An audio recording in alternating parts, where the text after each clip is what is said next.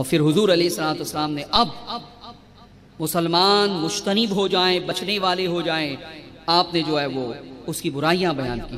فرمایا جو شخص شراب پیے گا 40 روز تک اللہ تبارک و تعالیٰ اس کی نماز اور دعا قبول نہیں فرمائے گا.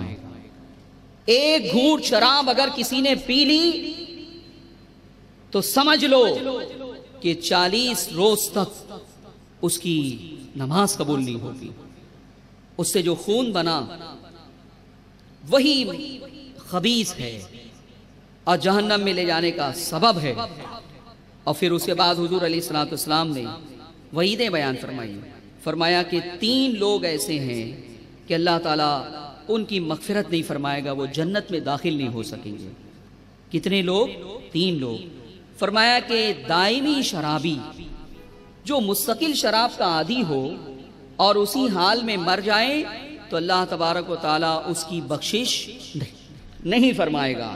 اور فرمایا قطع رحمی کرنے والا اور جادو کرنے والا، جادو کی تصدیق کرنے والا، تعلقات کو توڑنے والا. تعلقات اگر اللہ کے لیے توڑے جائیں تو یہ محبوب عمل ہے، اور اپنی ذات کے لیے اپنے پرسنل میٹر سے توڑے جائیں تو یہ جو ہے وہ اسلام میں مذموم عمل ہے. اور ایسے ہی اپنی ذات کے لیے، جیسے کہ ہماری عادت ہے ذرا ذرا سی بات میں منہ پھلا لینا، ناراض ہو جانا، تو اس عمل کی بھی برائی بیان کی گئی ہے. کسی سے دوستی ہماری اللہ کے لیے ہونی چاہیے اور کسی سے دشمنی ہماری اللہ کے لیے ہونی چاہیے.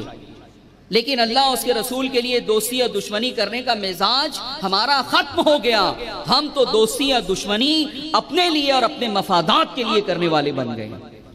تو اس عمل کی بھی برائی بیان کی گئی. اور جادو کرنا اور کرانا اسلام میں شدید حرام ہے، پروہیبیٹڈ ہے.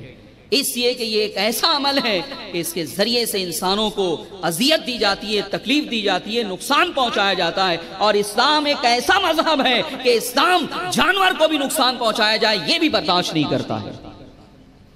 اور یہ شراب میں بھی وہ پہلو موجود ہے.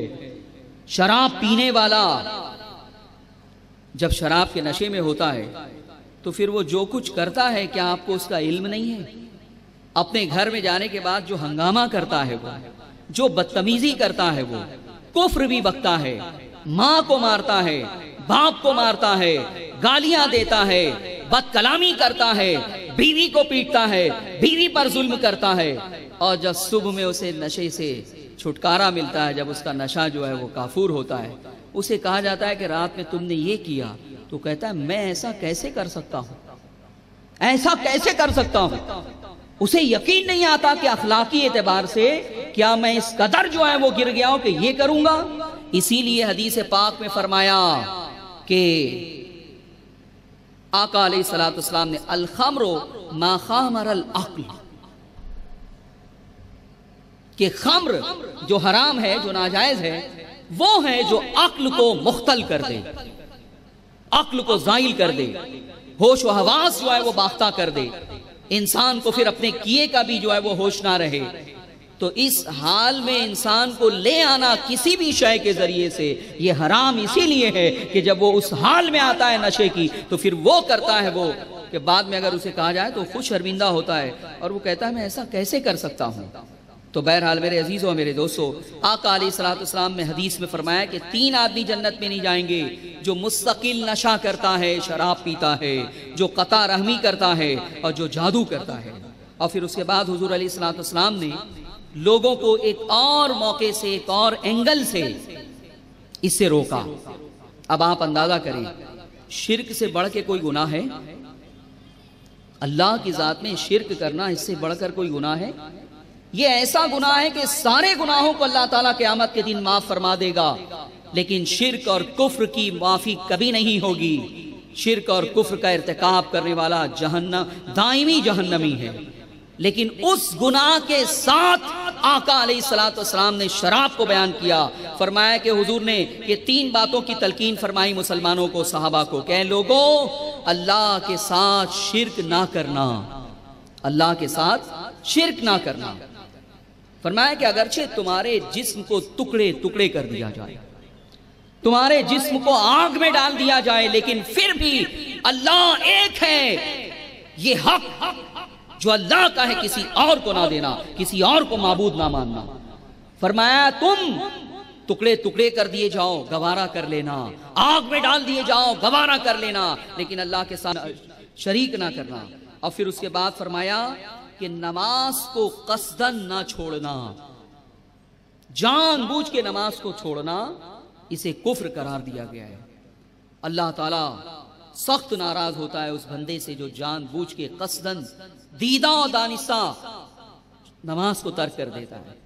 فرمایا کہ جہنم کے دروازے پر اس کا نام لکھ دیا جاتا ہے کہ دنیا کی زمین پر چلنے والا یہ بدترین انسان اس جگہ کا مستحق ہے، اس جگہ کا، جہنم کے دروازے پر اس کا نام لکھ دیا جاتا ہے۔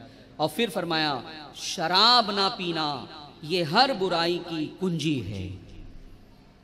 شرک، ترک صلاۃ اور شراب، شرک کے ساتھ نماز کو ترک کرنا اس کو بیان کیا گیا، اور شراب پینے کو بیان کیا گیا۔ آپ اندازہ کر لیں کہ اللہ کے نزدیک کس قدر بری شے ہے یہ۔ اور اس کے بعد ایک حدیث پاک پہ یہ بھی ہے کہ میری امت میں کچھ لوگ شراب پئیں گے اور اس کا نام کچھ اور رکھ لیں گے۔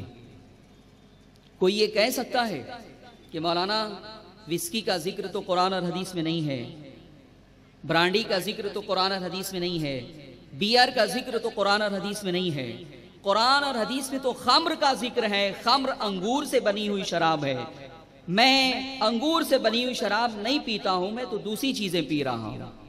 تو میرے عزیزوں اور میرے دوستوں، حضور علیہ السلام نے اس تعویل کا دروازہ بھی بند فرما دیا اور فرمایا کل مسکر خمر۔